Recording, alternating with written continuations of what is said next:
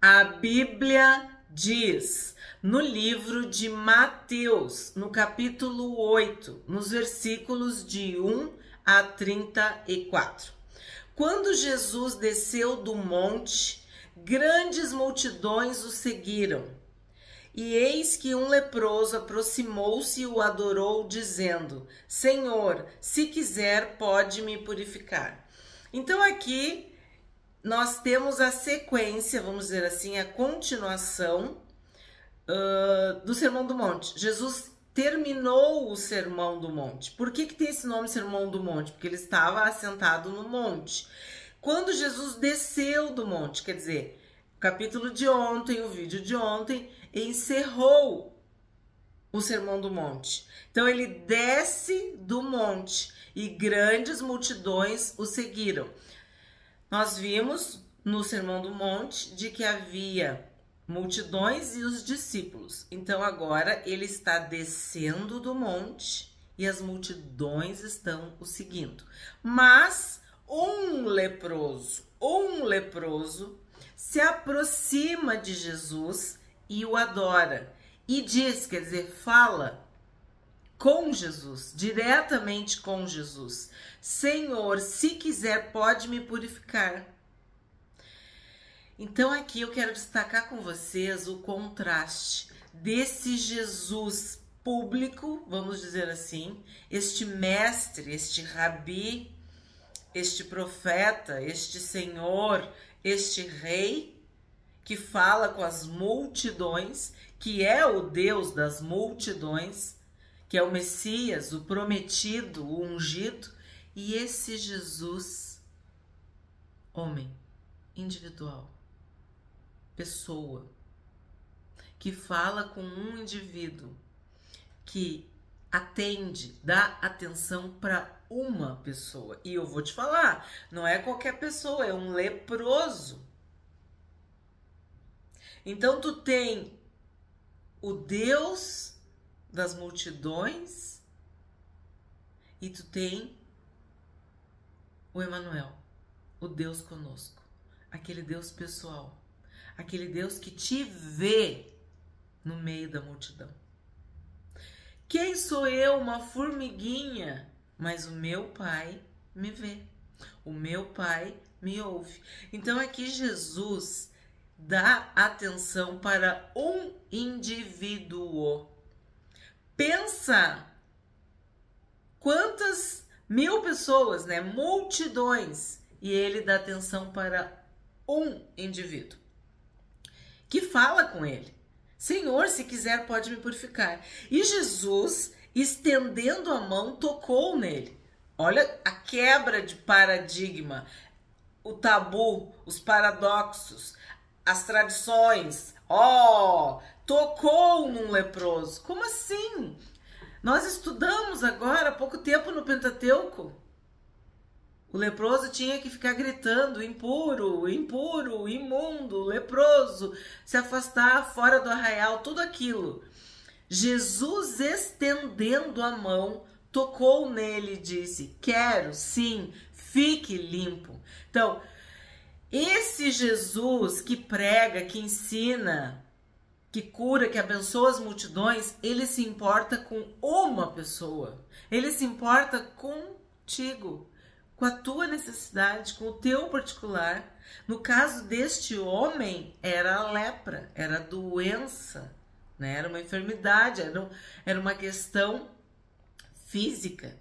E Jesus toca no leproso e diz, ele fala, ele responde: quero sim, fique limpo. Então isso para nós já começa muito forte. Jesus quer, Jesus tem intenção, Jesus decide curar este leproso. Assim como ele quer nos curar, quer nos libertar, quer nos salvar, quer nos santificar. Jesus é um Deus pessoal, íntimo e pessoal. É o Deus Emanuel, é o Deus conosco. E é esse Jesus que o mundo precisa conhecer. Não o Jesus das pinturas, o Jesus histórico, o Jesus da religião, o Jesus tradicional, o Jesus crucificado, derrotado, morto, fragilizado. Não. É o Jesus vivo, o Jesus que vive, o Jesus ressurreto, o Jesus que te ama, o Jesus que intercede por ti, o Jesus que se compadece de ti, o Jesus que te toca. Esse é o Jesus dos evangelhos. É esse Jesus que Mateus está querendo nos apresentar. Quero, sim, fique limpo. Então ele fala do que ele quer e ele opera, ele tem poder para curar este leproso. E no mesmo instante ele ficou limpo da sua lepra. Então Jesus lhe disse: olhe, não conte isso a ninguém, mas vá, apresente seu sacerdote e faça a oferta que Moisés ordenou, para servir de testemunho ao povo. Então aqui, tu é inscrito do canal A Bíblia Diz, tu é inscrita do canal A Bíblia Diz, tu é meu companheiro, minha companheira nessa jornada diária pela Bíblia. Tu lembra que nós estudamos sobre a lepra em Levítico e nós vimos como era feito, vamos dizer assim, o ritual, o cerimonial de purificação e a importância de se apresentar ao sacerdote, e o sacerdote dá o veredito,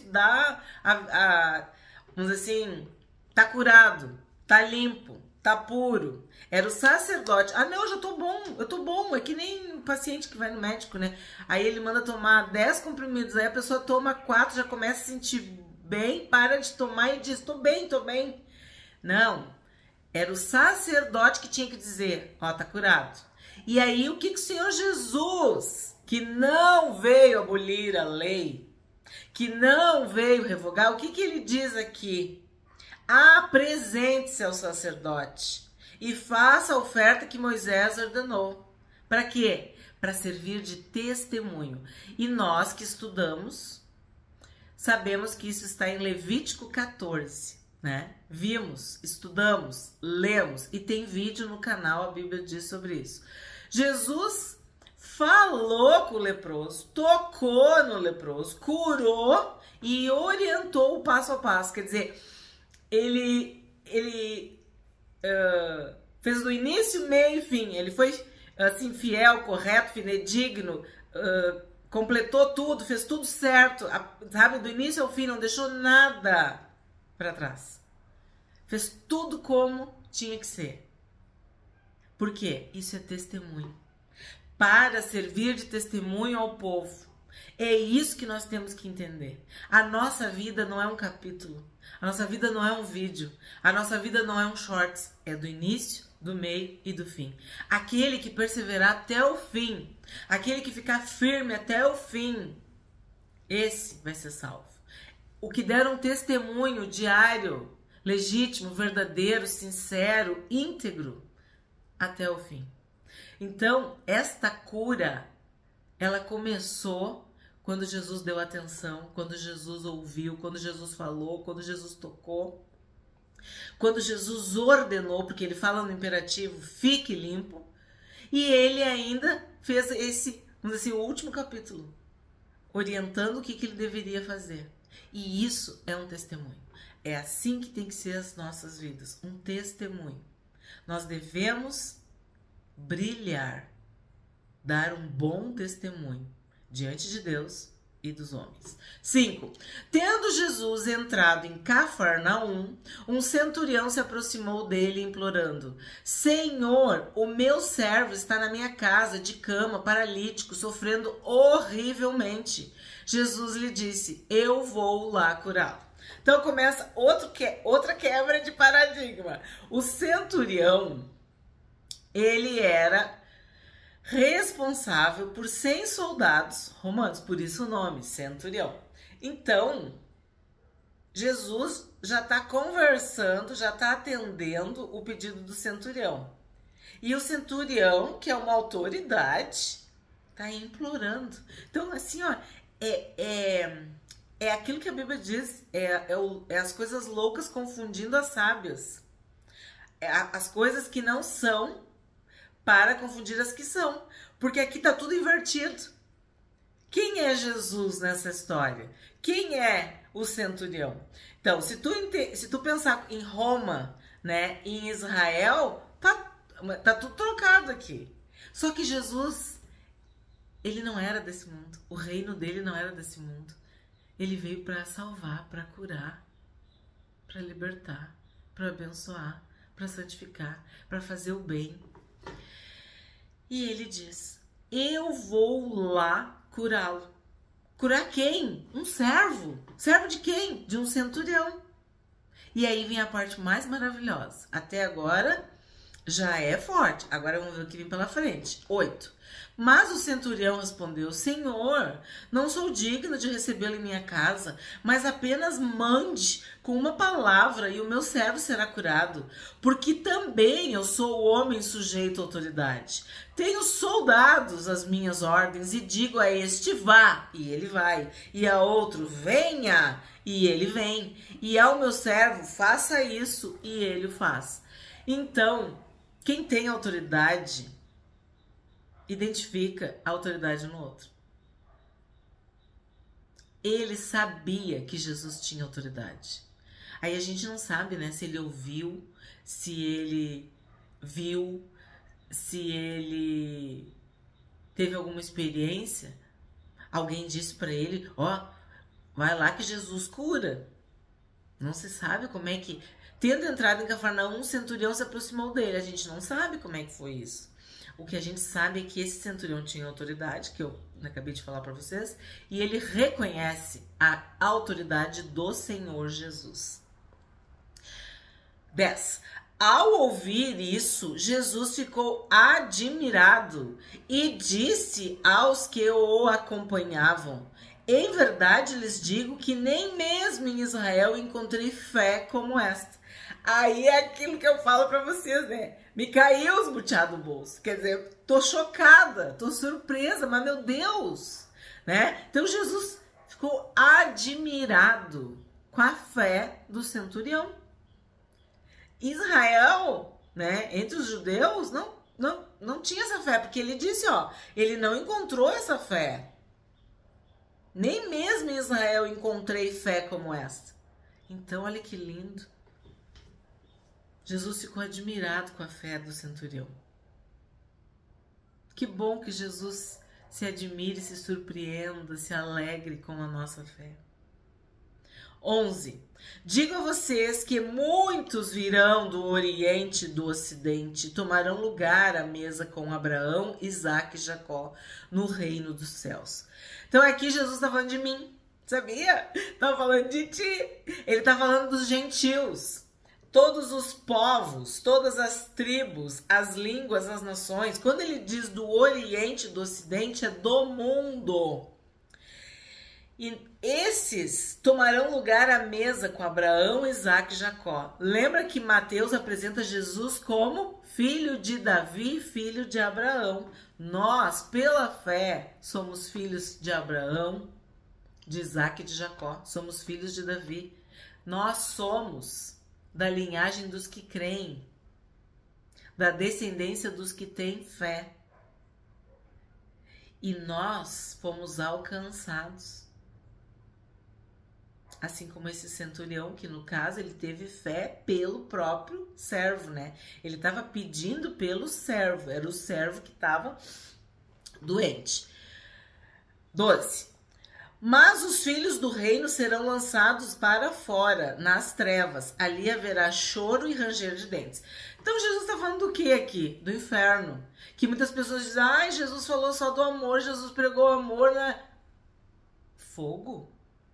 Choro, ranger de dentes, onde o verme não morre, onde o tormento não acaba. O que é isso? Isso é inferno, isso é juízo, isso é condenação, isso é perdição, isso é separação eterna de Deus.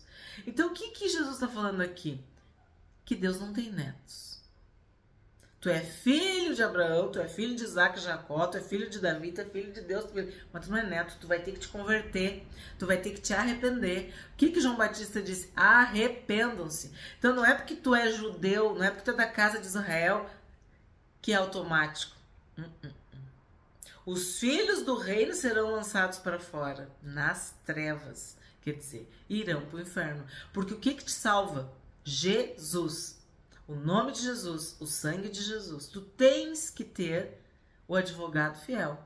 Senão, tu vai ser lançado para fora, nas trevas. E ali haverá choro e ranger de dentes. 13. Então Jesus disse ao centurião: vá e seja feito conforme você crê. E naquela mesma hora o servo do centurião foi curado. Então aqui tem uma coisa muito importante para nós. Conforme a tua fé, conforme tu crê.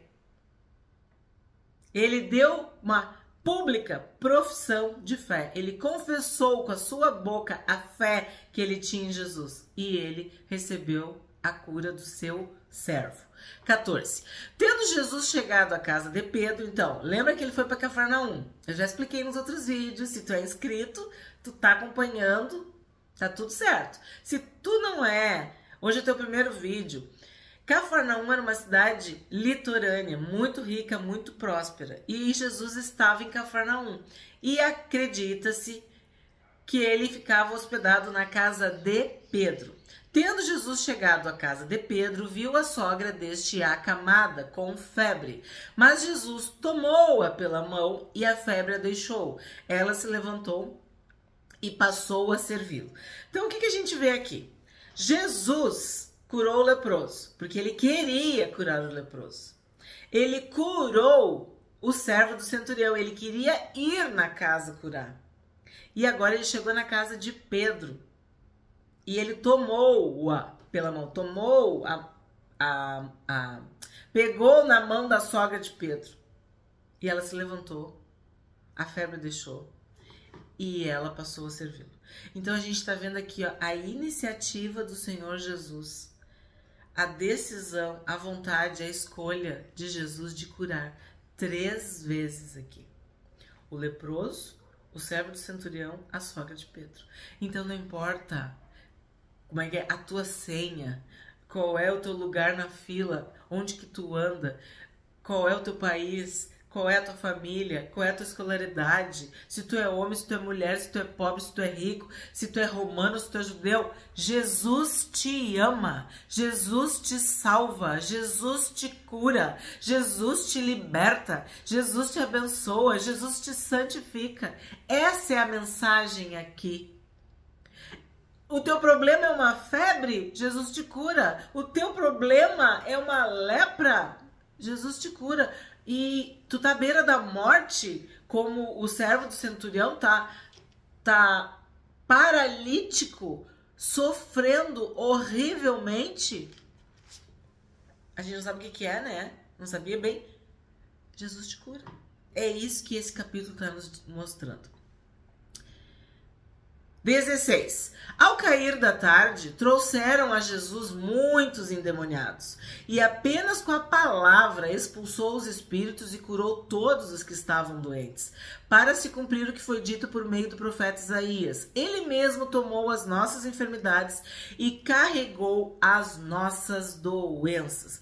No outro capítulo a gente viu essa questão, né, das doenças, das enfermidades. Não importa se é uma questão física, se é emocional, se é mental, se é espiritual. O Senhor Jesus, pelo poder da palavra, apenas com a palavra, ele nos cura. E aqui é forte isso, porque Mateus está dizendo, apenas com a palavra expulsou os espíritos e curou. Isso dá a entender alguém que viu isso. Ó, eu vou te falar, ele curou só com a palavra, ele expulsou só com a palavra. E esse só com a palavra não é uma forma de dizer que está diminuindo, não. Para dizer que foi esse, vamos dizer assim, o vetor, foi a força motriz, foi a palavra de Deus, a autoridade que Jesus tem e que passa para os seus filhos. A autoridade da palavra. E aí nós estamos fazendo o link com o Antigo Testamento. Isaías 53:4, capítulo, né, do servo sofredor. Ele mesmo tomou as nossas enfermidades e carregou as nossas doenças. Aqui Mateus está citando Isaías 53, verso 4. 18. Vendo Jesus muita gente ao seu redor, ordenou que passassem para a outra margem. Então, aproximando-se dele, um escriba disse a Jesus: Mestre, vou segui-lo para onde quer que o Senhor for. Aqui eu já tenho que parar. O escriba, ele fazia parte de uma elite. E quando ele diz isso, o Senhor Jesus, que conhece a mente e os corações, discerne algo aqui, né? Porque qual é a resposta do Senhor Jesus para o escriba? Mas Jesus podia ser, porém, né? Entretanto, todavia, quer dizer, Jesus está falando contrário.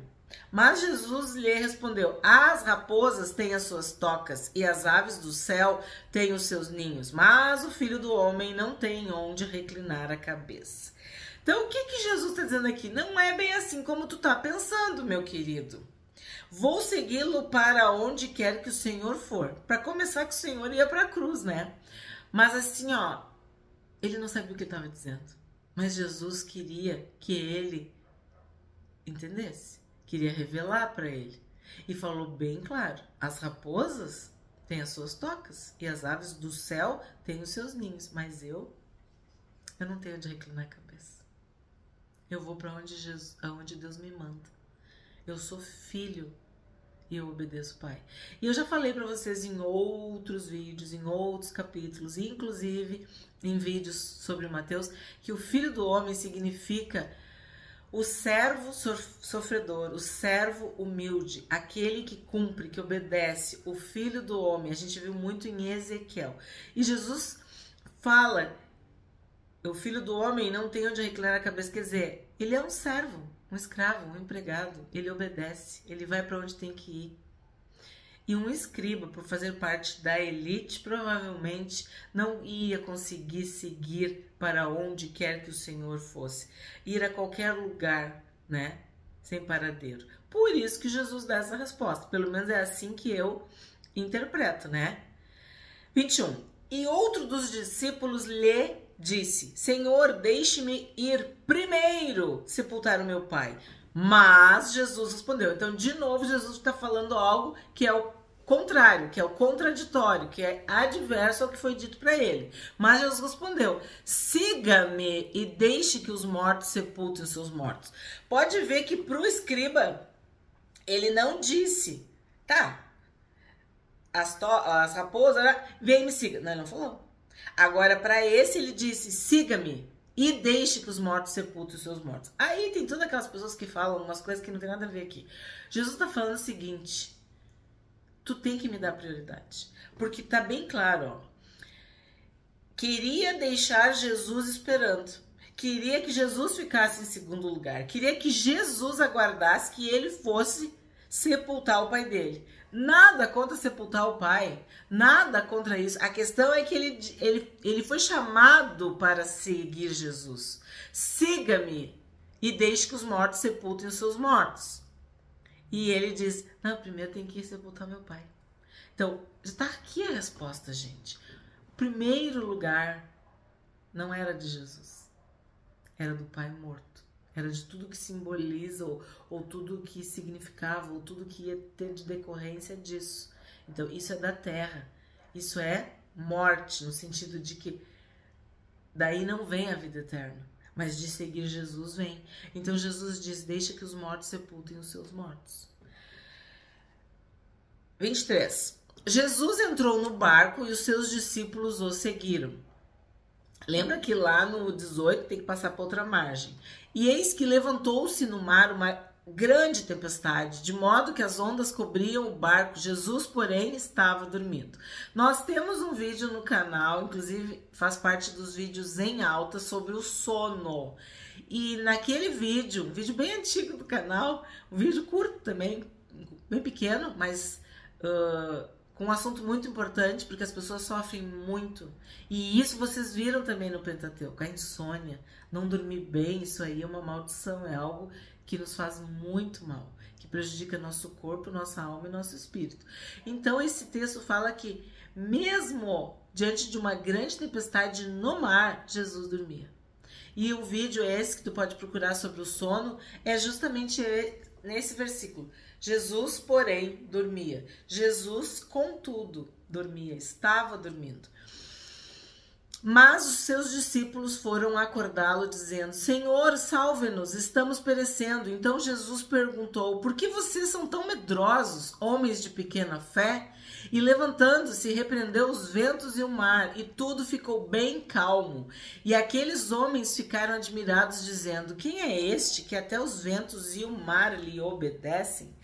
Então Jesus estava dormindo em paz, tranquilo. Mas os homens de pequena fé, os homens medrosos, estavam apavorados. Só que aí tu pensa assim, tá, mas eu também vou ficar com medo de uma onda, vou ficar com medo de tempestade. Sim, mas olha o contexto. Eles viram Jesus curar o leproso. Eles viram Jesus curar o servo do centurião à distância. Eles viram o poder, a autoridade de Jesus, a cura da sogra de Pedro, tudo isso. Depois a gente viu ali, ó, muitas outras curas, expulsando dos espíritos. Tudo isso é uma sequência. E aí Jesus diz, vamos para outra margem, quer dizer, agora vai ter outro desafio. Agora vocês vão para outro nível. Nós vamos para uma outra fase, né? Vamos para o outro lado. E aí acontece a tempestade. E Jesus está dormindo, né? E aí o que fica claro aqui?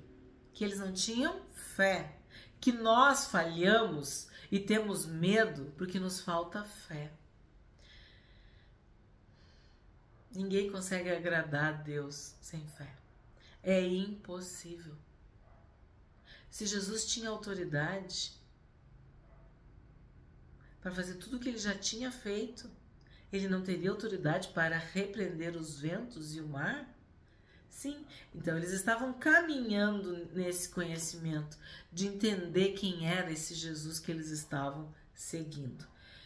E ele repreendeu. E tudo se acalmou. Ficou bem calmo. 28. Quando Jesus chegou à outra margem, a terra dos Gadarenos, dois endemoniados foram ao seu encontro saindo dentre os túmulos. Eles eram tão furiosos que ninguém podia passar por aquele caminho. E eis que gritaram: o que você quer conosco, filho de Deus? Você veio aqui nos atormentar antes do tempo? Ora, uma grande manada de porcos estava pastando não longe deles. Então os demônios pediram a Jesus com insistência: se você vai nos expulsar, mande-nos para a manada de porcos. E Jesus disse: pois vão. E eles, saindo, entraram nos porcos. E eis que toda a manada se precipitou do despenhadeiro abaixo para dentro do mar e morreram nas águas. Os que tratavam dos porcos fugiram e, chegando à cidade, anunciaram todas estas coisas e o que tinha acontecido com os endemoniados. Então a cidade toda, ó, presta atenção, a cidade toda saiu para encontrar-se com Jesus e, ao vê-lo, pediram-lhe com insistência que se retirasse da terra deles. Então eu li corrido porque é uma sequência. Também já temos vídeos no canal e outras passagens, também outros evangelistas, né? Outros livros, outros evangelhos contam essa passagem. Então aqui o que eu destaco? Antes do tempo. Então os demônios estavam dizendo, como assim? Tu veio antes do tempo para nos atormentar? O que é antes do tempo? Antes da cruz, antes do fim, antes do juízo. Os inimigos já estão derrotados, mas eles ainda resistem. Eles ainda se opõem.